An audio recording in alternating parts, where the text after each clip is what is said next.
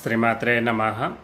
ఈరోజు వీడియోలో మనము వాస్తు గురించి చెప్పాలంటే ఈ మధ్య చాలామంది అంటే మా ఇంట్లో పరిస్థితులు బాగాలేవు.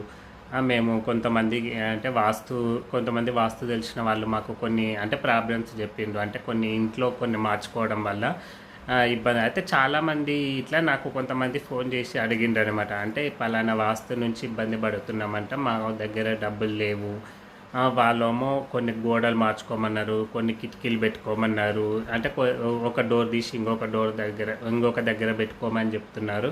మాకిట్లా కొన్ని ఇబ్బందులు అంటే మాకు వచ్చిన ఇబ్బందుల వల్ల మేము అంటే మా మా పరిస్థితి బాలేక గూడంగా మేము ఈ వాస్తులను సరి చేసుకోలేకపోతున్నామని చాలామంది అడుగుతున్నారు.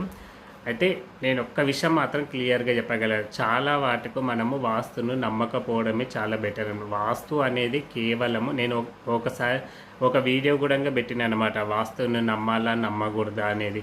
ఎందుకంటే వాస్తు అనేది మనకు ఇంట్లో అంటే వెలుతురు రావడానికి, ఇంట్లో అంటే ఒక గాలి మెయిన్ డోర్ నుంచి వచ్చిన గాలి వెనక డోర్ నుంచి పోవడానికి, ఇట్లా ఈ గాలికి సంబంధించింది అంటే ఇంట్లో వెలుతురుకు సంబంధించిందే ఈ వాస్తు అనేది. అంతేగాని ఏదో మార్చడం వల్ల లేకపోతే ఏదో పెట్టుకోవడం వల్ల ఈ వాస్తు నుంచి ఇబ్బందులు అనేది అది చాలా వరకు నమ్మకపోవడమే చాలా మంచిదన్నమాట. అంటే ఫస్ట్ మనం మైండ్లో ఫిక్స్ చేసుకుంటాం. మైండ్లో ఫిక్స్ అయిందంటే మనకు ఏ చిన్న మన కాలుకు తట్టు తగిలినా అమ్మో ఇది దాని గురించే జరిగిందని మనం ఫీల్ అవుతాం. అంతేగాని దాని గురించి ఏం జరగదనమాట. ఎప్పుడే కానీ మన బుద్ధిలో ఉంటుంది, మన మనసులో ఉంటుంది, మన మైండ్లో ఉంటుంది, మన ప్రవర్తనలో ఉంటుంది. ఏదైనా మనలోనే ఉండేదే మనకు ఎదురుగా జరుగుతుంది. అంతేగాని మన లోపట లేనిది ఏది మనకు జరగదనమాట. ఒక చిన్న ఎగ్జాంపుల్ చెప్తే చూడండి. సరే, వాస్తు ఉన్న వాళ్ళు మనం ఎప్పుడు ఏదో ఒక దైవాన్ని నమ్ముకుంటే అవి ఏవి జరగవు అనమాట. ఇప్పుడు సపోజ్ మనకు ఒక మంత్రి గారు తెలుసు అనుకోండి. ఒక మంత్రి మనకు బాగా క్లోజ్ అనుకోండి. మనం ఏది చెప్పినా చేస్తాడు, మనకి ఏదైనా సమస్య వచ్చినా తీరుస్తాడు. లేకపోతే మంత్రి గారి కింద ఉన్న పిఏనో ఎవరో ఉంటారు కదా, వాళ్ళు చూడండి ఆ పిఏ ఎన్ని తప్పులు చేసినా ఏం చేసినా అతను ఎవరిని మంత్రి కింద ఉండడం వల్ల, ఎప్పుడో మంత్రి చెప్పిన పనులు చేయడం వల్ల, మంత్రి అని ఒక పదం వల్ల ఇతనికి ఏమవుతుందంటే ఇతను ఎంత అరాచకాలు చేసినా ఎప్పుడు బయటపడాడు. ఎందుకంటే ఆ మంత్రి అనే అతను ఇతన్ని కాపాడుతుంటాడు కదా తన కింద ఉన్న వాళ్ళని. అంటే ఇతను ఎప్పుడూ మంత్రి అనే జపం చేస్తుంటాడు కదా. అంటే ఆ యొక్క తన తన మంత్రి ఎవరైతే ఉన్నారో వాళ్ళను ఎప్పుడు నమ్మడం, వాళ్ళు చెప్పినట్టు చేయడం, వాళ్ళనే దేవుడని నమ్మడం వల్ల ఇతడు ఎన్ని అరాచకాలు, ఎన్ని తప్పులు, ఎన్ని కబ్జాలు ఏం చేసినా కానీ ఇతన్ని రక్షిస్తుంటాడు కదా. అదే అతని పదవి ఊడిందనుకోండి, ఇతనికి కష్టాలు స్టార్ట్ అవుతాయి. అంటే ఇతడు చేసినవన్నీ బయటపడతాయి. అందుకే మనము ఇక్కడ మనం ఏం తెలుసుకోవాలి అంటే ఎప్పుడైనా మనము ఏదో ఒక దైవనామస్మరాన్ని ఇంట్లో పూజలు అంటే ఇంట్లో దీపం పెట్టుకోవడము. కొంతమంది వారానికి దీపం పెడితే ఇంకొక వారానికి దీపం పెడతారు. కొంతమంది ఎప్పుడు అంటే కొంతమంది మధ్యాహ్నం పెడుతుంటారు. వాళ్ళు ఇష్టం వచ్చినప్పుడు చేస్తుంటారు కదా. అట్లాంటి వాళ్ళ ఇంట్లోనే కొన్ని సమస్యలు మనం డైలీ ఉదయమే మనము సూర్యుడు ఉదయించే లోపలనే మనం ఇంట్లో ఈ దీపం పెడితే మనకి ఎలాంటి వాస్తు దోషాలు కాదు, మనకి ఎలాంటి అడ్డంకులు వచ్చినా తొలగిపోతాయి. మనం ఎప్పుడు ఏదో ఒక దైవాన్ని మీ కుల దైవాన్నో, మన కుల దైవాన్నో, లేకపోతే మన ఇష్ట దైవాన్నో ఏదో ఒక నామాన్ని స్మరిస్తూ ఉంటే మనకి ఎలాంటి ఇబ్బందులు ఉన్నా ఆ నామము, ఆ దేవుడు మనల్ని కాపాడుతాడు. అంటే ఈ మంత్రిలాగా మనం ఎన్ని ఇబ్బందులు ఉన్నా మనల్ని కాపాడుతాడు అన్నమాట.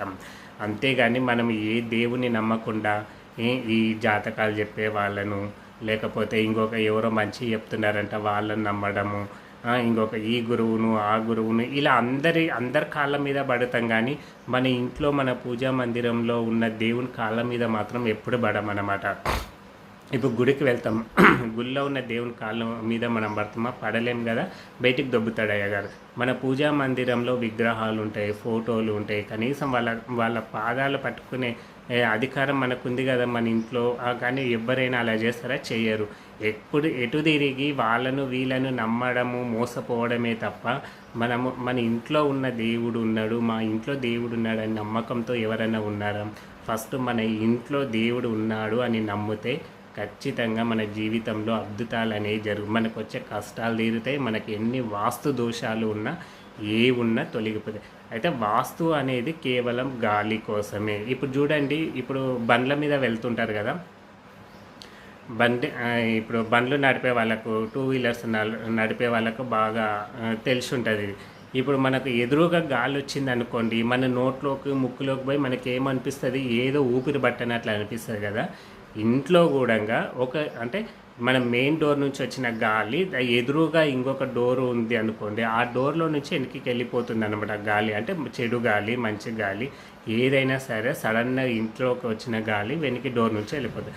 ఒక కిటికీ నుంచి వచ్చిన గాలి ఇంకొక కిటికీ నుంచి వెళ్ళిపోవడానికి ఎదురు బదురు పెట్టమంటారు, ఒకే దేవల సరి సంఖ్యలో పెట్టమని చెప్తుంటారు. అంతేగాని లేకపోతే ఇప్పుడు ఇంట్లోకి సడన్గా గాలి వచ్చిందానికి ఎదురుగా గాలి కిటికీలన్నీ మూసేసినాం అనుకోండి, ఆ గాలి అనేది లోపట, చెడు గాలి అనేది లోపట ఇరుక్కపోతుంది.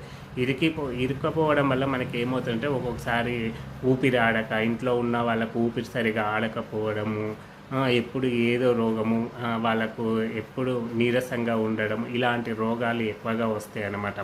అందుకే ఎటు వచ్చిన గాలి వెళ్ళిపోవడానికి మనము కిటికీలు అన్నీ సమానము, డోర్లు ఎన్ని పెడితే కిటికీలు అన్నీ, కిటికీలు ఎన్ని పెడితే డోర్లు అన్నీ పెట్టుకోవడానికి. కేవలము ఈ వాస్తు అనేది కేవలం ఇంట్లోకి గాలి వెలుతురు రావడానికే తప్ప ఇంక దేనికి మనము అంత పట్టించుకోని అవసరం లేదు. చెప్పిన కదా, మనము ఏదో ఒక దైవనామాన్ని ఎప్పుడు స్మరిస్తూ ఉంటే మనకు అన్నీ ఆ దేవుడే చూసుకుంటాడు. మనం ఇంకా ఏ వర్క్ కాళ్ళ మీద పడని అవసరం లేదు.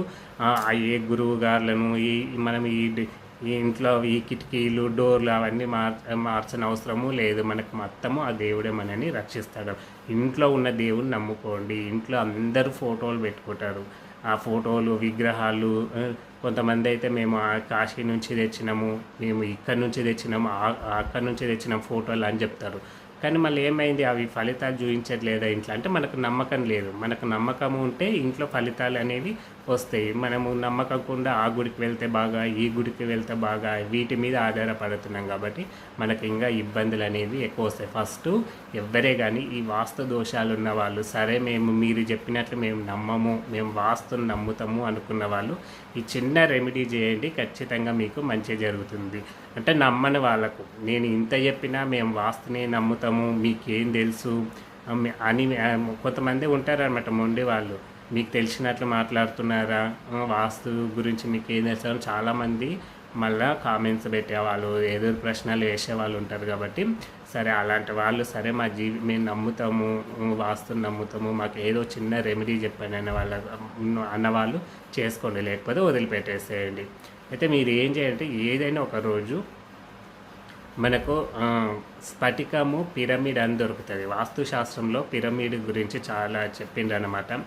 అయితే సరే ఎవరో ఒకరు రాసింటారు కాబట్టి అయితే ఈ స్ఫటికపు పిరమిడ్ చిన్నది తెచ్చుకున్న తర్వాత మీ ఇంట్లో ఏ వెంకటేశ్వర స్వామి ఫోటో ఉంటుందో వెంకటేశ్వర స్వామి ఫోటో ముందు ఈ పిరమిడ్ పెట్టి మీరు 5 రకాల పండ్ల రసాలు, అదేవిధంగా గంధము తోటి ఈ చిన్న మంత్రాన్ని జపిస్తూ మీరు అభిషేకము, దానికి అర్చన చేస్తూ ఉండండి.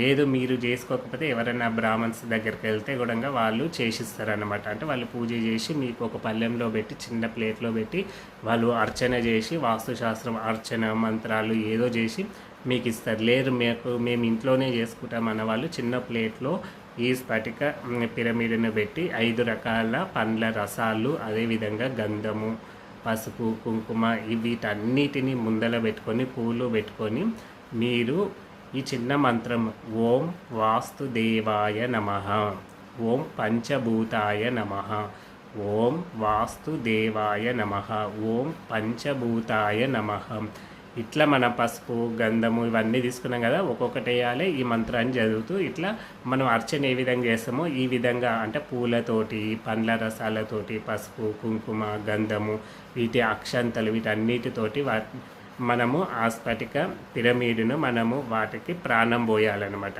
ఈ మంత్రంతో ప్రాణం పోసిన తర్వాత మీరు ఇట్లా అక్కడే ఆ వెంకటేశ్వర స్వామి విగ్రహము ఫోటోనో విగ్రహమో ఉంటుంది కదా, అక్కడే పెట్టుకొని మీరు రోజు నమస్కారం చేస్తూ మీ సంకల్పం చెప్పు. మాకు అంటే మా ఇంట్లో వాస్తుల వల్ల ఇలా ఇబ్బందులు ఉన్నాయి, మాకు తొలగిపోవాలి, మేము మార్చుకోవడానికి ఏవి మాకు స్తోమత లేదు, మీరే కాపాడండి అని ఆ వెంకటేశ్వర స్వామిని మీరు నమ్మకంతో మీకు ఎక్కడైతే వాస్తు అని చెప్పిండ్రు కదా, ఆ ప్లేస్లో ఈ పిరమిడ్ పూజ మొత్తం అయిపోయిన తర్వాత మరుసటి రోజు మీకు ఏ ప్లేస్లో అయితే మీకు వాస్తు నుంచి ఇబ్బందులు వస్తున్నాయి అని చెప్పిండ్రో అక్కడ చిన్న మేకు 2 మేకలు కొట్టి అదే ప్లేట్ తోటి ఆ ప్లేస్లో ఈ పిరమిడ్ను మీద పెట్టండి. మీద కింద పెడితే మనకు ఇబ్బంది అవుతుంది కాబట్టి ఆ ప్లేస్లో ఆ గోడలకు ఎక్కడో ఆ ప్లేట్తో సహా ఒక చిన్న 2 మేకులు కొట్టి ఇంత చెక్క ముక్క పెట్టి చెక్క ముక్క మీద ఇది పెట్టండి, ఈ ప్లేట్ పెట్టండి, మీకు వాస్తు దోషము అనేది అక్కడ లేవల్ అయిపోతుంది అంటే. ఇది నమ్మకం ఉన్న వాళ్ళు చేసుకోండి, లేకపోతే వదిలేసేయండి. అందరూ ఆ పార్వతీ పరమేశ్వరుల అనుగ్రహంతో సంతోషంగా ఉండాలని కోరుకుంటున్నాను. జై శ్రీరామ్.